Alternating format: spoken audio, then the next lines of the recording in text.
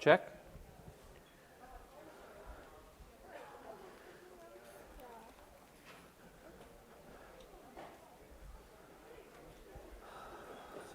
Okay. Let's do this.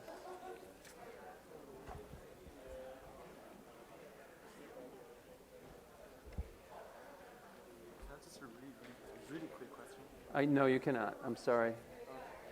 It's not office hours.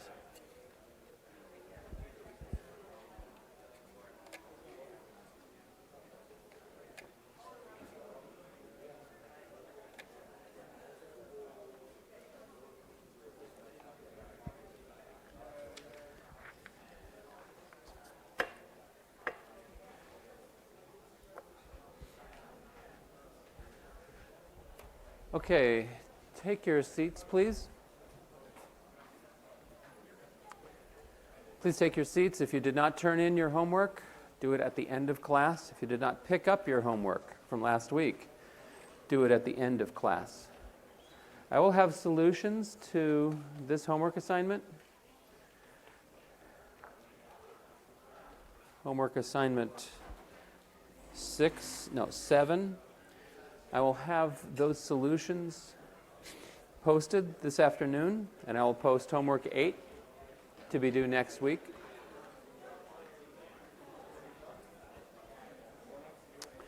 What else is on the horizon?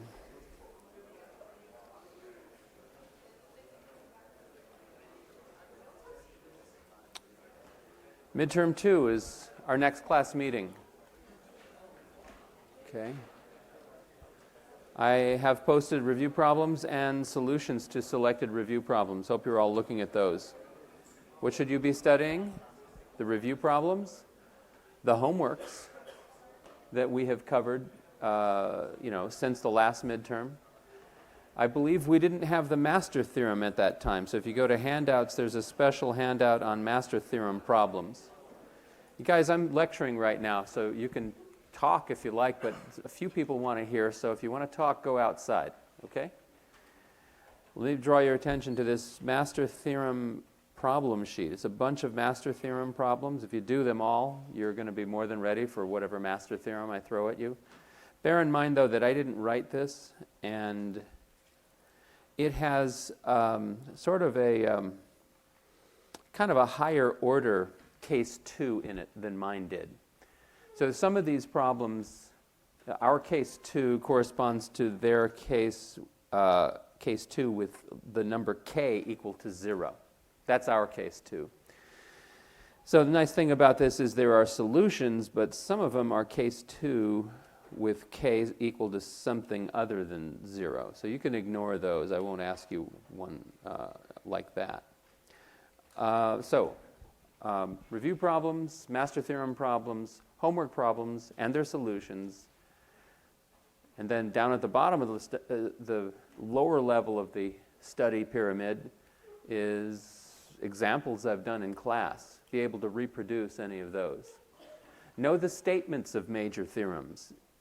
If I didn't cover the proof and it doesn't appear in a handout, I don't think I'm going to ask you to be proving it. But proofs I do in class, those are liable to show up on the exam. So the parenthesis theorem, the white path theorem, which I talked about last time, you should at least know the statements of those theorems and be able to use them in some other proof. We'll see how to do that today. Okay, so now we are up to section 23.4, which is a section on topological sort.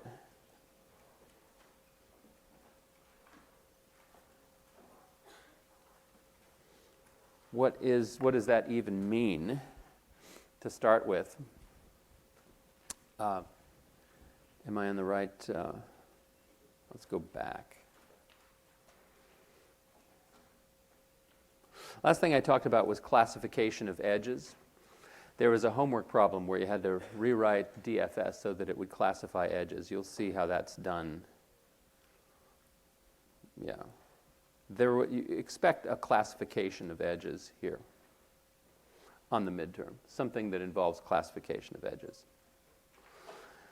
All right. I know I'm forgetting something. Oh yeah, PA4 is extended one last day to Wednesday, March 1. That's today, 10 p.m., which means I'm going to close the door on it tomorrow.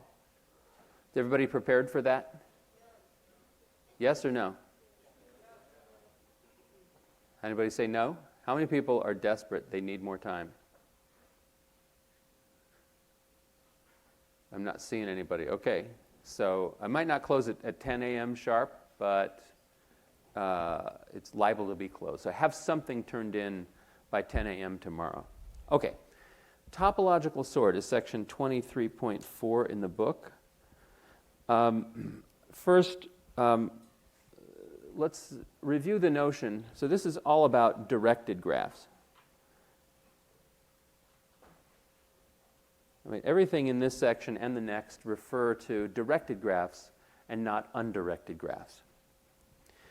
So let's review the notion of what we mean by a directed cycle.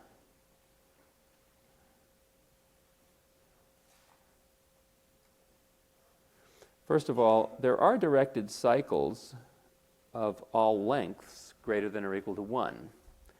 We can't have a self-loop in an undirected graph, but we can in a directed graph. If that's x, then that's the edge xx, which is an ordered pair. Also, we can have a directed cycle of length 2. We can't have parallel undirected edges. By parallel, I mean the same ends. We can't have parallel undirected edges in an undirected graph, but we can have parallel edges that go in different directions in a directed graph. So if that's x and that's y, the two edges are x to y and y to x. Those are different ordered pairs. Maybe I should have labeled the edge xx. It's the edge that is formally the ordered pair xx. Okay, here's a directed cycle of length 3. Here's a directed cycle of length 4. So you know, of course, what I mean by a directed cycle now. Those are perfectly fine in digraphs. So here's a definition.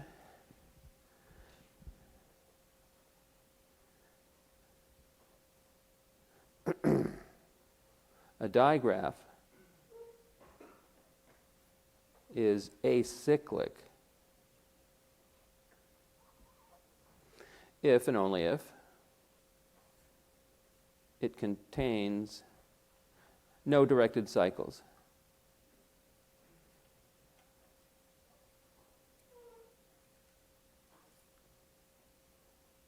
Nothing is asserted about the underlying undirected graph or undirected multigraph. We don't care about that. So there are different animals, directed and undirected graphs, when it comes to things like cycles. We're always talking about directed cycles. So a directed acyclic graph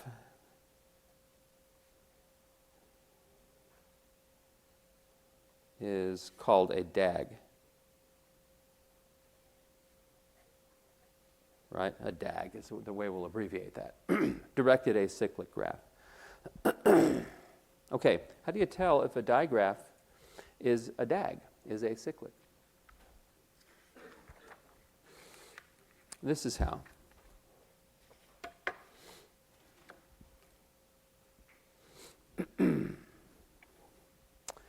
Here is a lemma.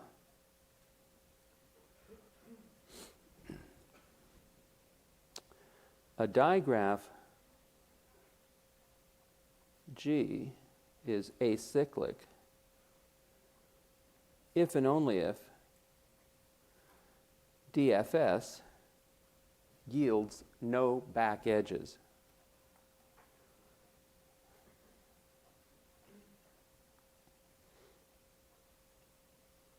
Okay, now let's just pause for a second. And think about how DFS runs. We have these conventions about how to run it. The main loop of DFS is always run with, oh, by the way, let me switch that to document camera. Do that. Is that better? We have these conventions about how to run it. Main loop of DFS is, by convention and until further notice, run in the order of increasing vertex labels. And then the for loop in visit is run always, actually, in the order of increasing vertex labels. But if you were to change those orders, exercise, do it, you end up getting different DFS forest, right? And you end up having different edges classified as tree, back, forward, and cross. So it almost seems as if those classifications, tree, back, forward, and cross, are classifications of a labeled graph, right? But if you strip away the labels, then there is no longer any intrinsic classification of the edges as tree, back, forward, and cross. They depend on not just running DFS, but how DFS was actually run. Nevertheless, this is true. No matter how you ran DFS, with what convention on the orders of those loops, this is true. G is acyclic if and only if DFS yields no back edges. So all this stuff that we've learned about DFS, it seems like it applies only to labeled graphs, and it looks like it changes when we change the labeling or reorder the vertices. It actually is discovering some intrinsic structural information about the graph. In particular, it can be used to detect the existence of directed cycles. Oh, by the way, there's a homework problem where you're supposed to write that you just turned in, where you're supposed to modify DFS in such a way that it will determine all of the connected components in an undirected graph, and then allow you to test, afterwards, whether two vertices belong to the same connected component in this undirected graph or not. How many people think they got that problem right? Okay, less than half, but a healthy number. You'll see the solution. So that's another thing that DFS is good for. Okay, remember, we've been on this sort of hunt for what is DFS good for since we started talking about it. Okay, in undirected graphs, you can find you can very efficiently figure out how many connected components there are and very efficiently tell if two vertices are in the same connected component. So that's one thing you can do about the structure of undirected graphs. Here's something that you can do about the structure of directed graphs. You can figure out if it's a DAG or not. Here's a corollary.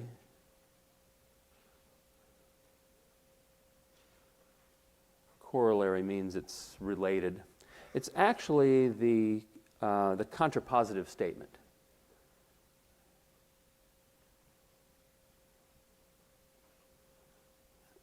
Contrapositive.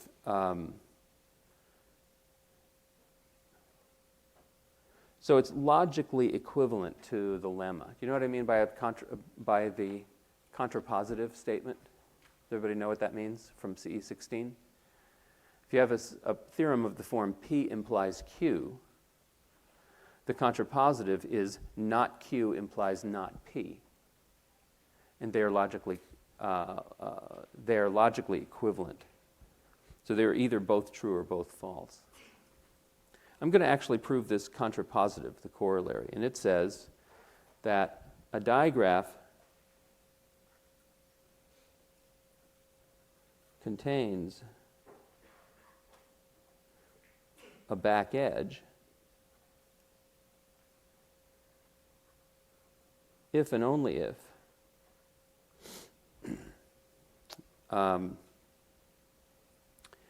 DFS yields no back edges.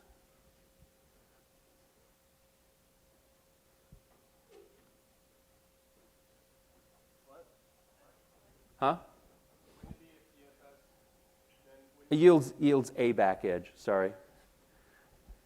Produces, sorry, a back edge. Thanks. Now does it make sense? Huh?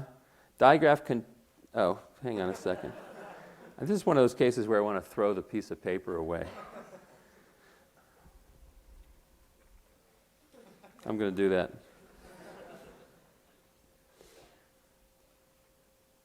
This bugs me because it wastes time. A digraph is acyclic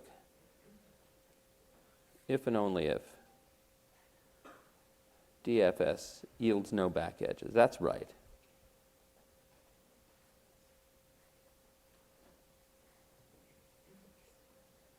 And here's the corollary.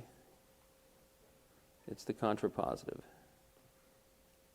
Actually, it's not the contrapositive because this is if and only if. It's just the negation of the left and the negation of the right. I won't even call it contrapositive. So it's logically equivalent. An equivalent statement. A digraph contains a directed edge.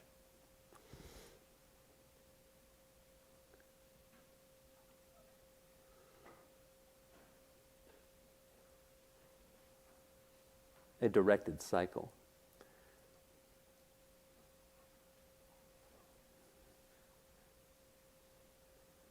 That's the negation of being acyclic. If and only if DFS yields a back edge.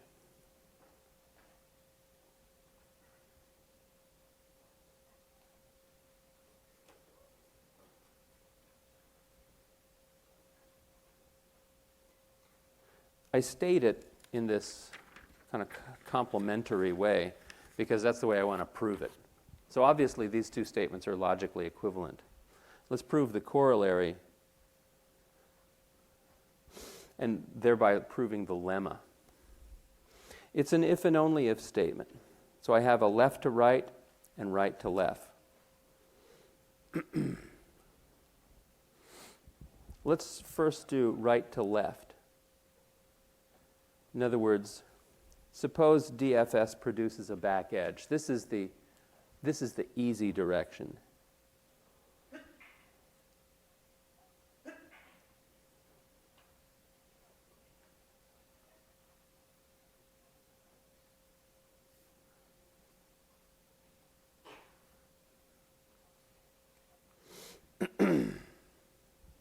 Well, then obviously there's a directed cycle. What's the directed cycle?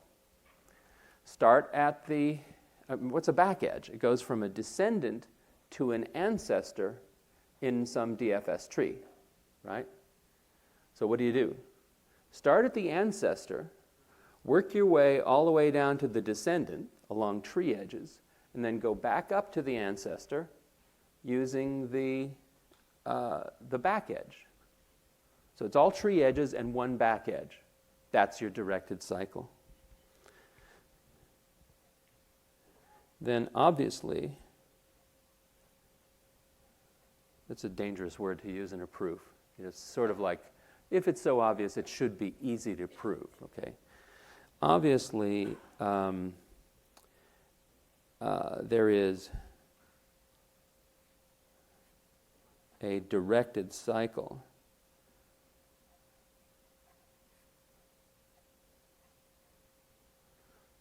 So start at the ancestor,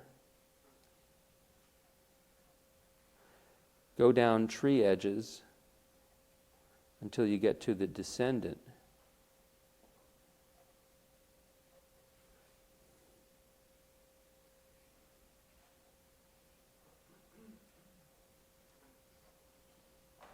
And then travel up from the descendant to the ancestor along your back edge.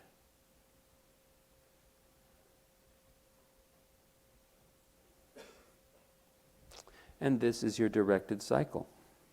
Okay? Remember, the directions of the edges are always going to go down. Okay, that's the easy direction. I consider that too easy for the exam. But you should know it anyway. Okay. So here's the other direction. This is harder. It's not hard. It's a little harder. It's a little more involved. It uses the white path theorem.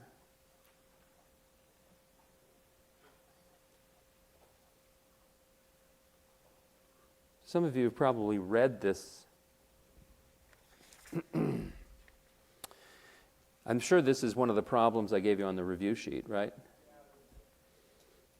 And I'm really just reciting, and probably the problem I gave you on the review sheet is this direction. That is, suppose the digraph contains a directed cycle. Show that DFS must produce a back edge. Assume G contains a directed cycle. Must show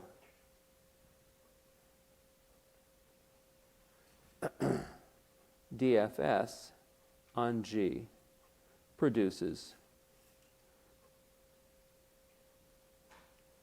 a back edge. Okay. So we have to show that the existence of a back edge. And we're going to use the white path theorem, which I stated last time. I did not prove it in the interest of time. I used to prove it years ago. Somehow I had more time in this class, and I would prove the parenthesis theorem, and I would prove the white path theorem. I did all kinds of things. If you took this class 10 years ago, you got 1.5 times the same amount of material that I'm covering. I don't know how that's happening. Well, besides the fact that we're losing 5 minutes a class, that I know. I don't know why everything goes so much slower. All right. Do I sound like I'm complaining about life? I am. Okay. G contains a directed cycle. All right. So,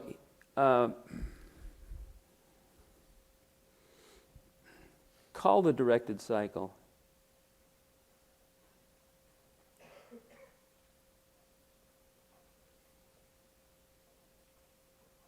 C. So let's draw a picture of it. You know, pictures don't prove things, but it's okay to have a picture in your proof. So we have some directed edges, and I won't try to draw the same thing, the whole thing, because I don't want to make any assumption as to how long this cycle is. But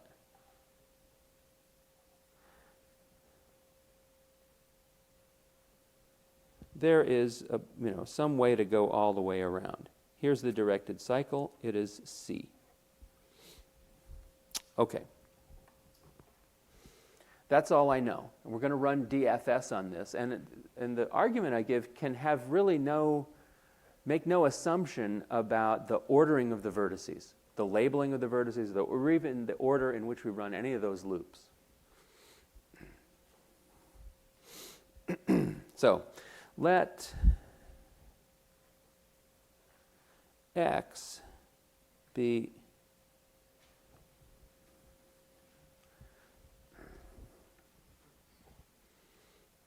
sorry, let me make sure I get this right.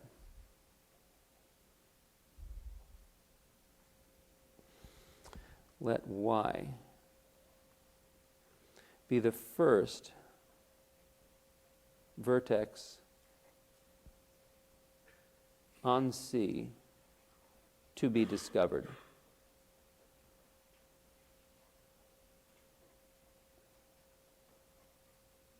By DFS. So let's say it's right there. Okay. So think of the movie, right? The whole graph is one frame in the movie, and the distribution of colors is one frame. And right? Each frame is a different timestamp. A discovery event, that is a graying, or a finishing event, that's a blackening of one vertex. So each frame changes one color of one vertex, all right? So there's this cycle, and there is, in this movie, one vertex on that cycle which is discovered first. Give it a name. Y. Okay, let's also give a name to the vertex that precedes Y along that cycle. Let X be the vertex that precedes Y along C. You see what I'm saying? What comes right before it as traveling around, as you're traveling around. Okay, claim that XY is our back edge. Why is that? Well, since Y is the first vertex to be discovered, when Y is discovered, all vertices are white. And since there's a cycle, the white path theorem guarantees that every vertex here, since there's a white path from Y to each of them, has to become a descendant of X. I'm sorry, a descendant of Y. So, since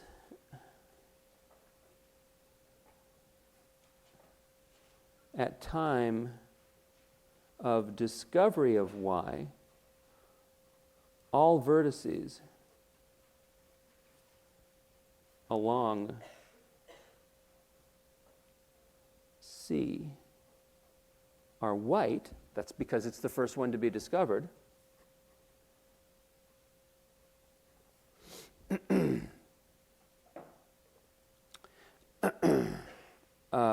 There exists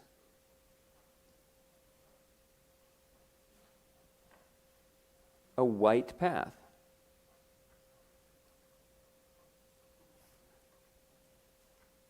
from Y to X, namely travel along the bottom edge of the cycle. They travel along the rest of the edges of the cycle.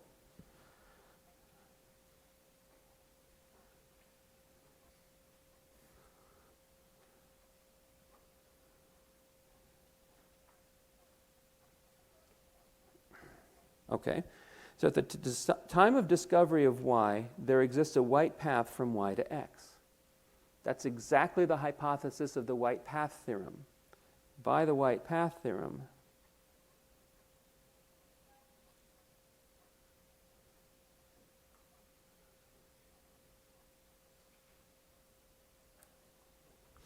X is a descendant of Y in some X becomes, by the time DFS is over,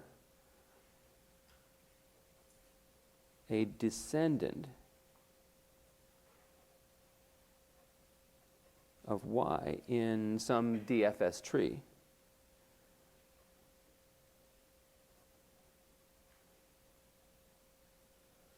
So therefore, the edge from X to Y is a back edge, because it goes from descendant to ancestor.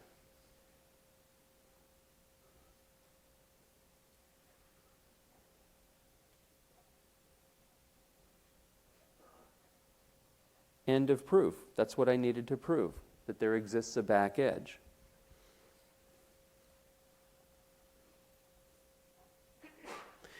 Okay, so that's the other direction. It's a little bit longer, requires a little bit more writing and a little bit more, understanding of what's going on. Requires that you remember the white path theorem and what it says, exactly what it says. I have put this on many midterm 2s, and when I don't put it on midterm 2, I almost always put it on the final exam. So my suggestion is, be prepared to reproduce this proof at our next class meeting. And don't think, I stare at the picture and say, yeah, I understand that, and then then walk away. I mean, the picture is not the proof, right? You need to say everything that is being said here. In particular, it needs to be clear from your proof when you write it that you know what the white path theorem says. Often, I sometimes just ask, state the white path theorem, and then prove this direction only, right? Well, I'm going to drop it at that. But now this tells us, this proves conclusively that DFS is good for something in digraphs too. Now, what's a topological sort?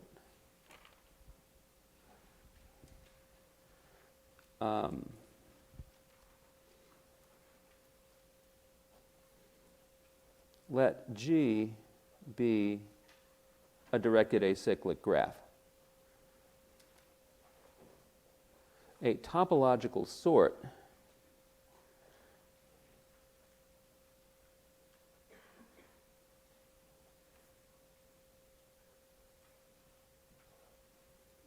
of what? What are we sorting? A set. What set? The vertex set of G. A topological sort of vertex set of G is a linear ordering of the vertices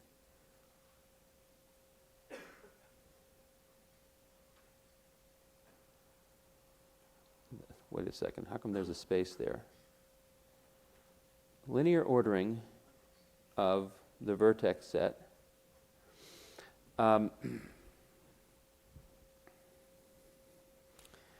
such that if xy is a directed edge in G, then x comes before y in the ordering.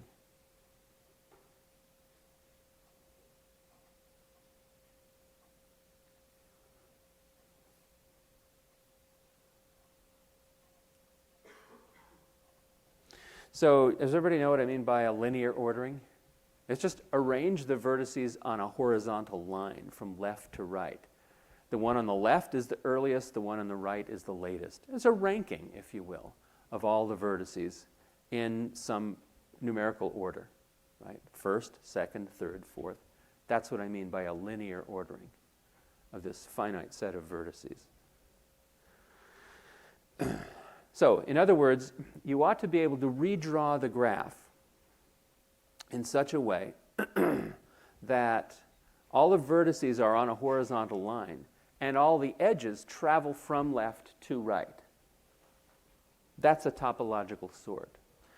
And notice I say a topological sort. There might be more than one. Sometimes there is only one, but there might be more than one. Notice, first of all, that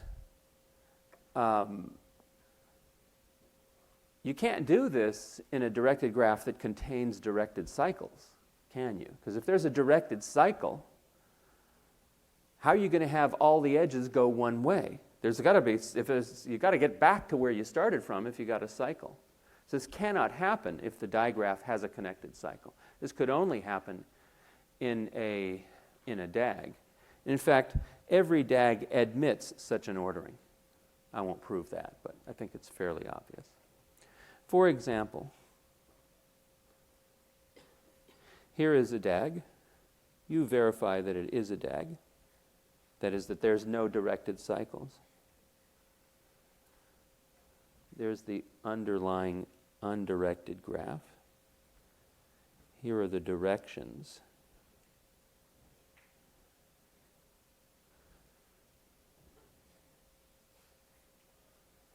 Let's label the vertices. I don't know why I labeled them in that order.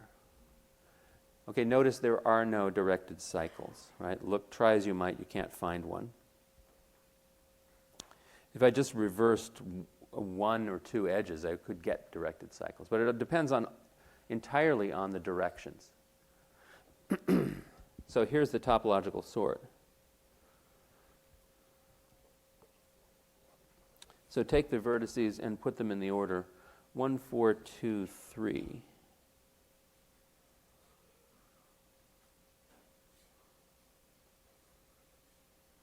And now draw in all the edges. I've got a directed edge from 1 to 4. What do I got? 5 edges now. Let's make sure we don't miss one. 4 to 2 and 2 to 3. Okay, that's the Z here. Zoom, zoom, zoom, right? Then 1 to 2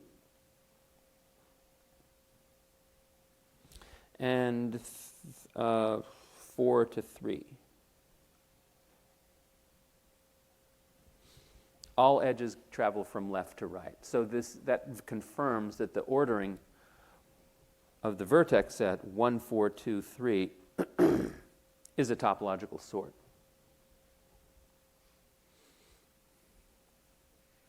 Are there any more topological sorts?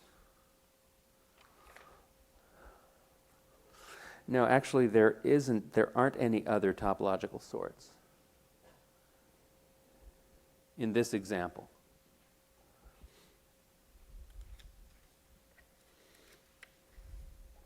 Okay, so what does this have to do with DFS?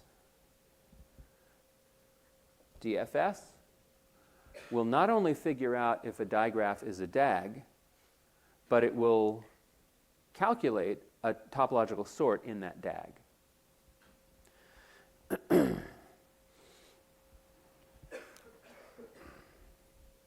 You know, we don't spend too much time on applied graph theory here, but you can sort of think about how good such a thing would be to have. Suppose you had a set of tasks to be performed in some order. But you don't have an ordering. But you do have a bunch of relations between subtasks, a list of tasks. Right? And you know that one task has to be performed before 3 or 4 other tasks. Otherwise, they can't be done. So there's some kind of ordering of tasks, but it's not an ordering that imposes one specific sort on you. So say the tasks are the vertices and the order relations are the directed edges. Then you want a schedule. You know, what do I do on day 1? What do I do on day 2? And suppose it's a really complicated task, like building a skyscraper or building the space shuttle. Many, many tiny little big tasks and little tasks. Some have to be performed before others. How do you create a schedule in order to accomplish the whole project? Well, first of all, you hope there are no cycles of dependencies. If you run DFS on the resulting digraph and you find a cycle, you find that the way you split the problem up into subtasks doesn't work. That'd be nice to know before you start. And also, if there are no cycles, you'd like to have some kind of a schedule. Do this on day 1, this on day 2, this on day 3, this on day 4. Then all the dependencies, that is, one thing before the other, are going to be satisfied. Okay. So here's a theorem.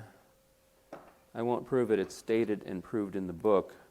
To perform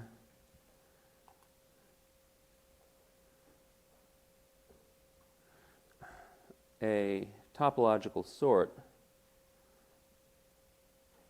I'll just say top sort, on a DAG G, run DFS.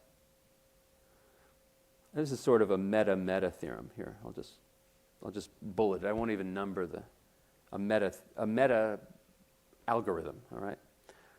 Run DFS G. As vertices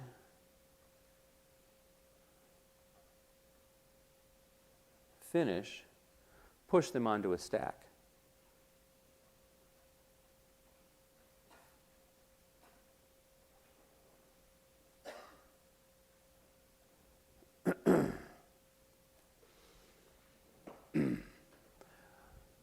When DFS is done, the stack is your topological sort.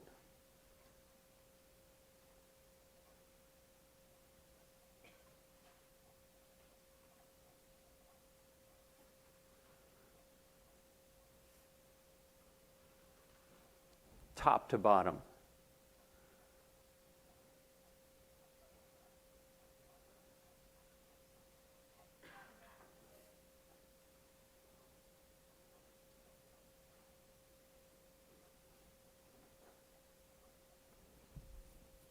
That's the theorem.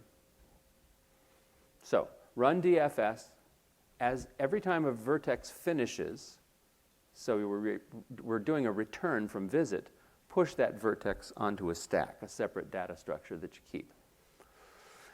By the time you're done, the stack contains from top to bottom the vertices ordered by decreasing finish times. So equivalently, we could just run DFS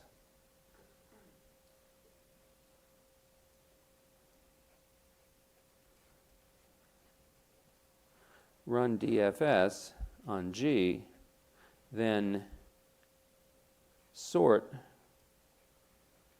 by decreasing finish times.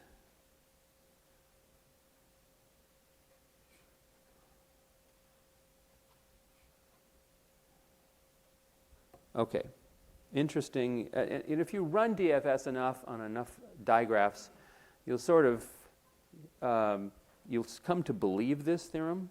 I recommend that you read the proof in the book yourself. I'm not going to cover the proof here. You know, all these proofs that I'm skipping, they would be great for us to study. Say that again?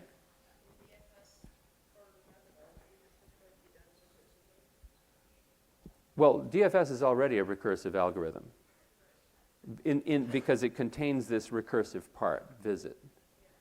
I guess what you should have asked is, can DFS be run iteratively? Can you run it in a loop? And the answer is yes. You know, there's a general principle in algorithm design that any iterative algorithm can be translated to a recursive algorithm, and every recursive algorithm can be translated to an iterative algorithm.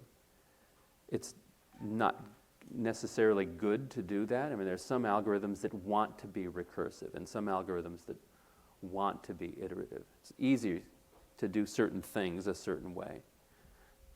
What happened to my bottle of water?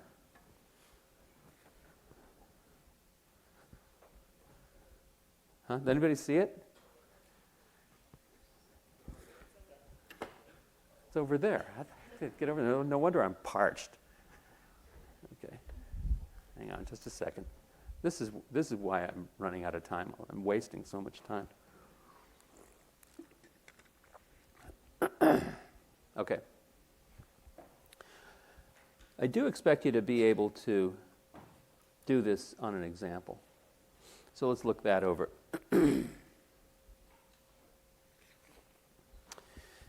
So here's a slightly larger example than the last one.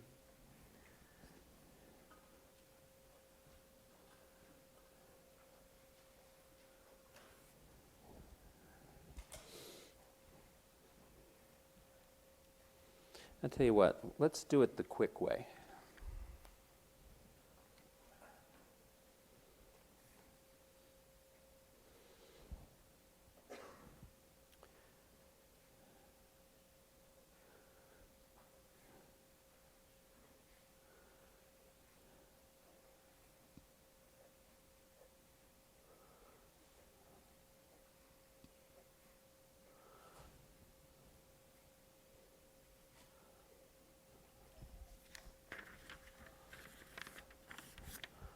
Okay, what are the labels? Don't ask me why I labeled it exactly this way, because it works. It does what I want it to do if I label it this way.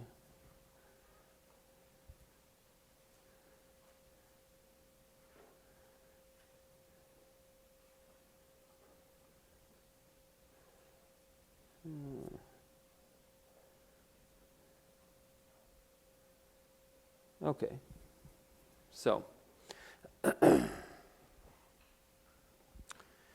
let's just run DFS without drawing the adjacency list representation. Let's just eyeball it and go by our conventions. The first thing you can discover, any vertex could be started at. Remember, there's no source in DFS, but always prefer the lower label first. So the first thing I do is I discover 1. It's a root.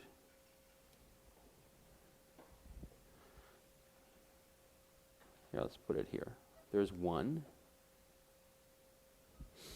And then what can I discover next? Well, the lowest I can discover 2, 3, or 4. I prefer 2 because it says a lower label. And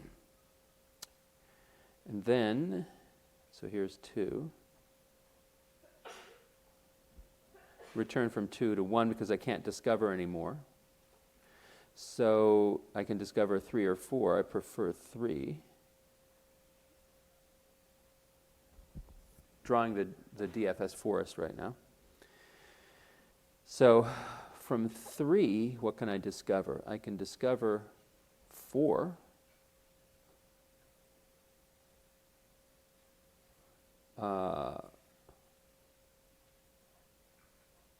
And I prefer that.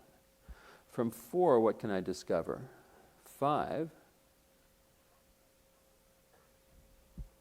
From 5, what can I discover? Nothing. So go back to 4. What else can I discover from 4? 6. What else can I discover from 6? Nothing, because 5's already been discovered. So I back up. So I back up from 6 to 4. Nothing new to discover from 4, so I back up to 3. By this time, 5's been discovered, so I back up to 1. By this time, 4 has been discovered, so I'm done. Okay, so there's DFS. And this picture now tells us the parent structure, the discover and finish times. Discover, discover, finish, return. Discover, discover, discover, finish, return.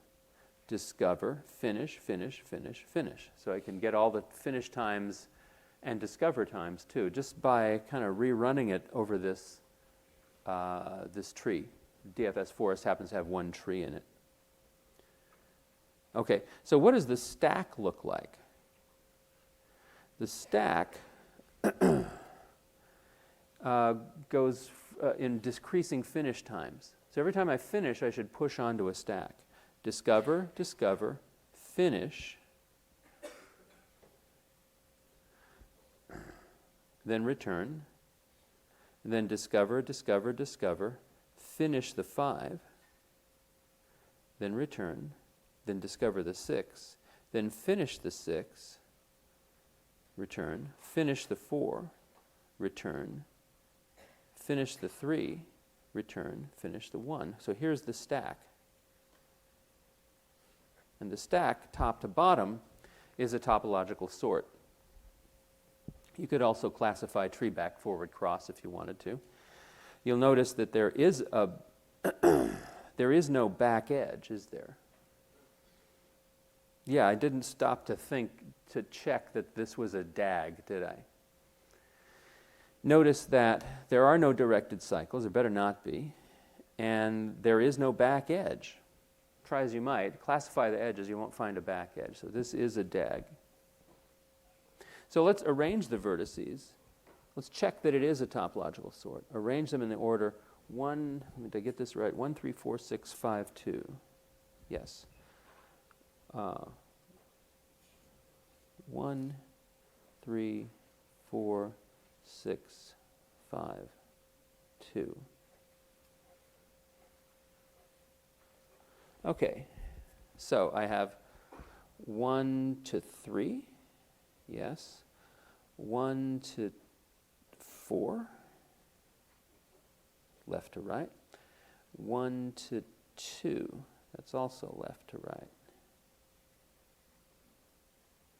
Then 3 to what? 3 to 4, and 3 to 2. Oh, also 3 to 5. Right? 3 to 4, 3 to 5, and 3 to 2. Let's go around the bottom. Then 4 to what? 4 to 5 and 4 to 6.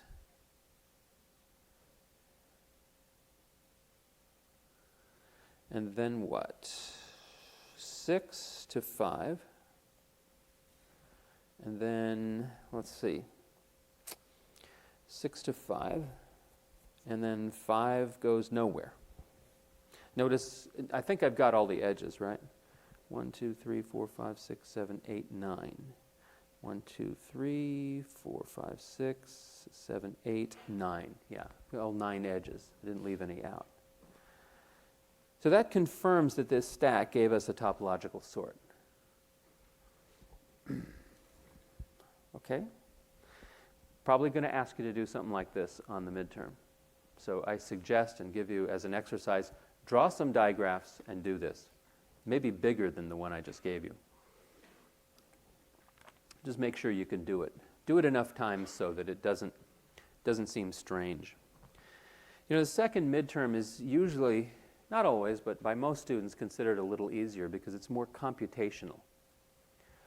Again, I'll give you the algorithms, but if you need to look at them, you don't know them well enough. Do a lot of this. Okay. Here's an exercise.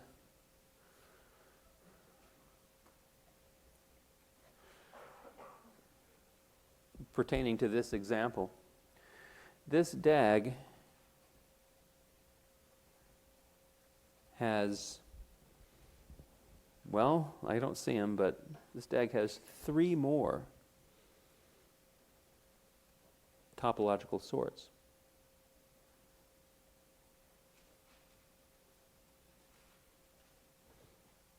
Topological.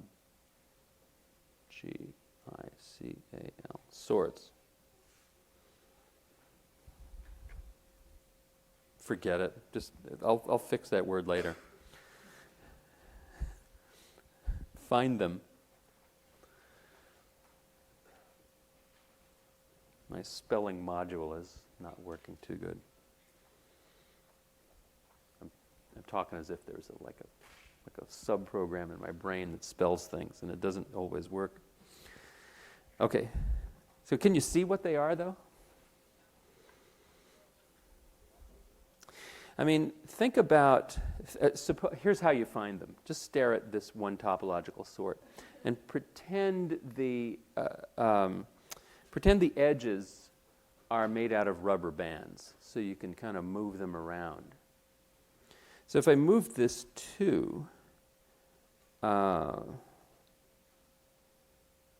if I move this 2 between the 6 and the 5 and stretch this 5 out and put the 2 in its place and had the 6 to 5 go over the 2, it would still be a topological sort if I just swapped the 5 and the 2, basically. And if I put the 2 between the 4 and the 6 and left everything else the same, that would also be a topological sort, right? And if I put the 2 between the 3 and the 4, that would also be a topological sort, right, for the same reason.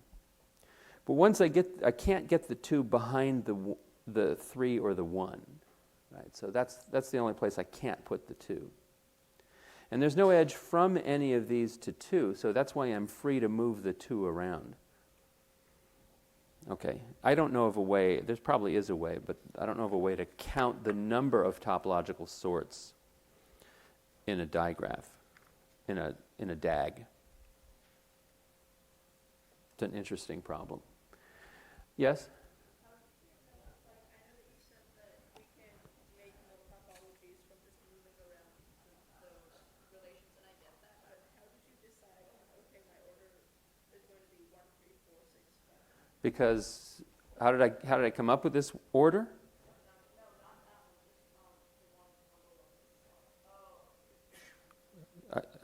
This is the stack. The theorem says the stack is a topological sort. It doesn't say it's the only one. There may be others. What I just said was I don't know of a way to, other than eyeballing it, I don't know of an algorithm that will count the number of topological sorts. That's an interesting question. You might think about that. Here is another exercise. Here's a remark. No, here's an exercise.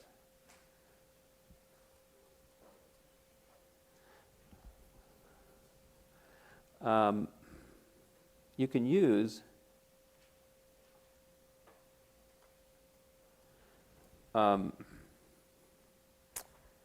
this topological sort algorithm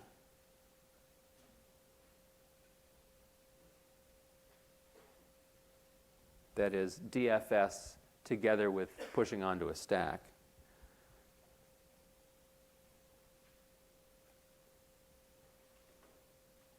Now I can spell it. To sort an array. Okay, so the exercise is figure out how.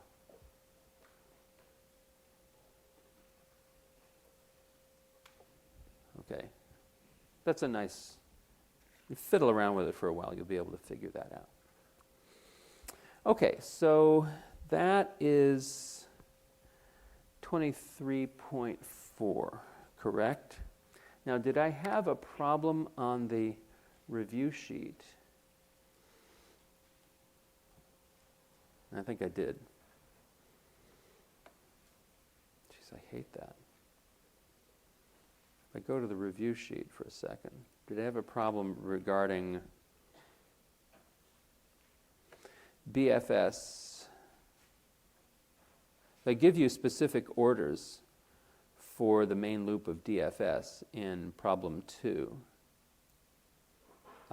So 2C. We haven't done that yet. Find the strong components. So we might not, I'm going to start talking about that right now, and that is, I think that's the only thing that we haven't covered. So this is 23.5. Section on strongly connected components.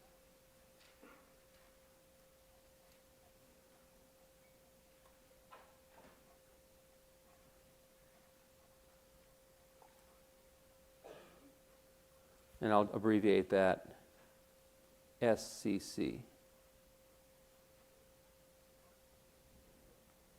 SCC, it means strongly connected component. Okay, does everybody remember the definition of a strongly connected component in a digraph? Who still remembers it? Who could write it down if I asked you to write the definition on a midterm, on a pop quiz right now? Okay, so one person raised their, 2, 3, 4 people raised their hand. Maybe I should review that.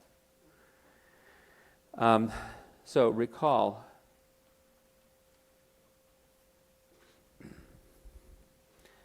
a subset S of the vertex set of a digraph G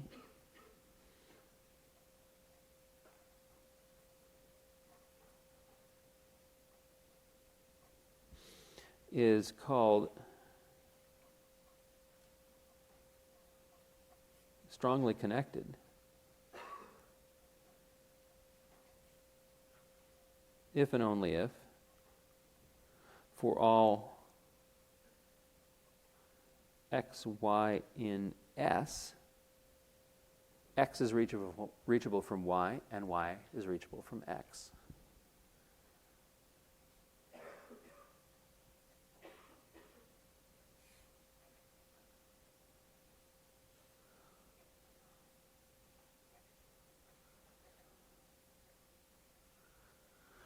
Okay, so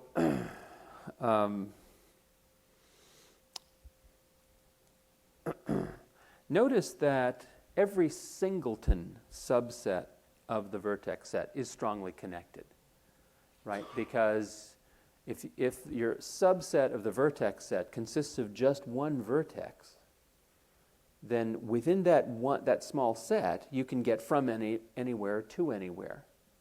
How? What path? The trivial path, right? Don't forget the trivial path.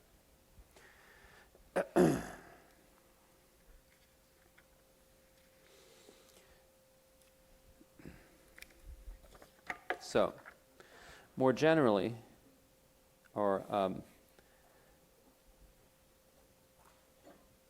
definition, S subset of vertex set in G is called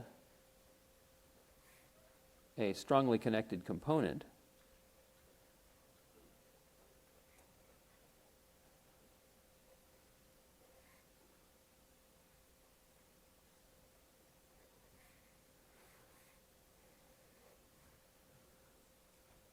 if and only if two things hold. One, S is strongly connected.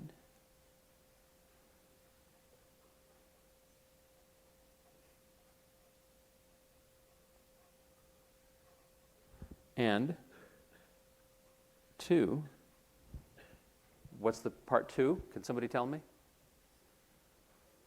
Yes? S is maximal with respect to property 1.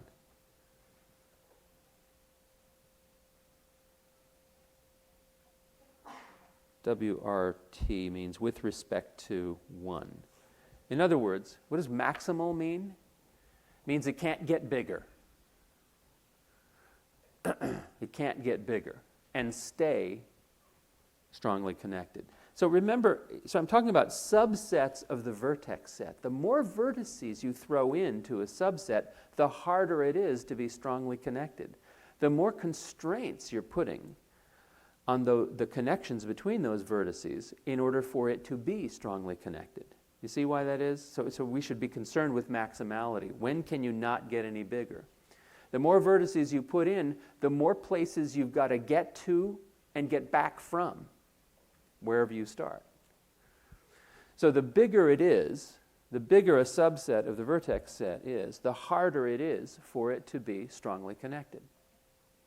And so what's the point where you can't get any bigger? Those are the maximally strongly connected subsets of the vertex set, and those are the strongly connected components. Question? Later, please. Louder. With respect to. WRT is with respect to. Okay, so DFS can be used to find the strongly connected components in a digraph. By the way, notice that we don't care if the digraph is a DAG or not, right? A DAG, like this one, notice that the strong components are the strong components are the singletons. Because in a DAG, once you leave a vertex, you can't get back to it because there are no directed cycles. Right? So if there are two vertices in a subset, you might be able to get from one to the other, but you certainly won't be able to go back the other direction because there are no directed cycles. So therefore, the strongly connected components are, I was supposed to blacken all of these, so I'll do that. But in general, in a digraph, there might be more than one set, more than one vertex in a strong component. Okay, so let's at least state how to do this before, and then I don't think I'll have time for an example, but I'll at least state it. We can use DFS to find the strongly connected components of a digraph. How? Again, it's a sort of a meta algorithm. I'll just give a bulleted list of things. Call DFS. So run DFS on G. As vertices finish,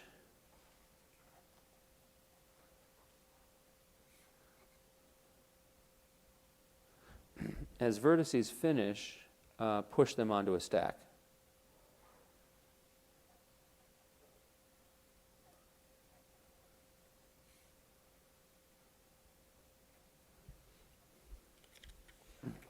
Then compute the transpose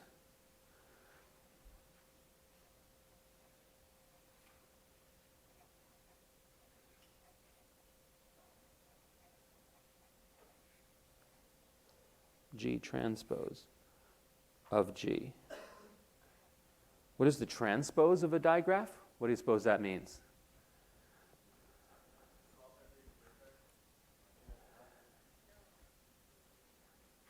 Swap every vertex. Didn't quite make sense. Go ahead.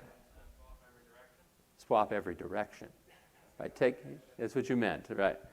I knew that's what you meant. So out in the middle of the night, take all the one-way street signs and reverse them. Okay? Think of it as like an act of vandalism or something. Okay, so reverse all the one-way street signs.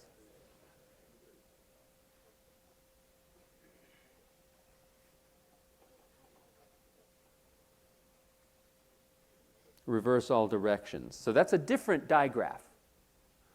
Right? It's a new and different digraph, but it's related to the other because it's the transpose. Why is it called the transpose? Look at the adjacency matrix. It's actually the transposed matrix. Transpose the adjacency matrix. That's the adjacency matrix of the transposed graph. And then run DFS on G transpose. But this time, order the main loop of DFS, not by our convention of increasing vertex label, but by decreasing finish times from the first call.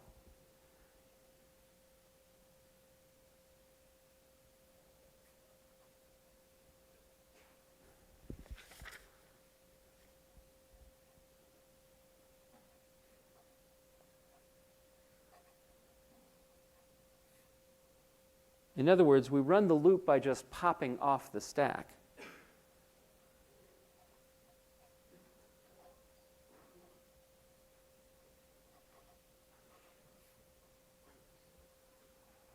Now, do that. Here's a theorem. Stated and proved in the book. I won't prove it. We're just going to do it. When this is done,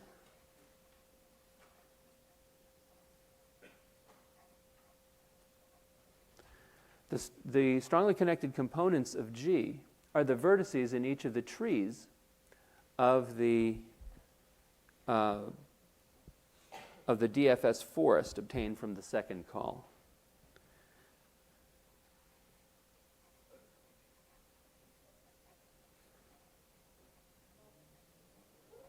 In other words, each tree in this after you run the second call, you get a bunch of trees in the forest. The vertices in each tree form, those groups of vertices form the strongly connected components of G. By the way, notice that the strongly connected components of G and G transpose are one and the same. Are the trees in the DFS forest from second call. Okay, so I guess the main question is this going to be on the midterm? Since I don't have time to run an example, I'll say no. We'll go as far as topological sort. We won't go as far as this. However, this is exactly what you're going to do on PA5. You're going to implement all of this in PA5. All right. If you did not turn in your homework, please put those papers up here. If you did not pick up your homework, please come down at the foot of the stage and get these papers out of here. Sorry for going over.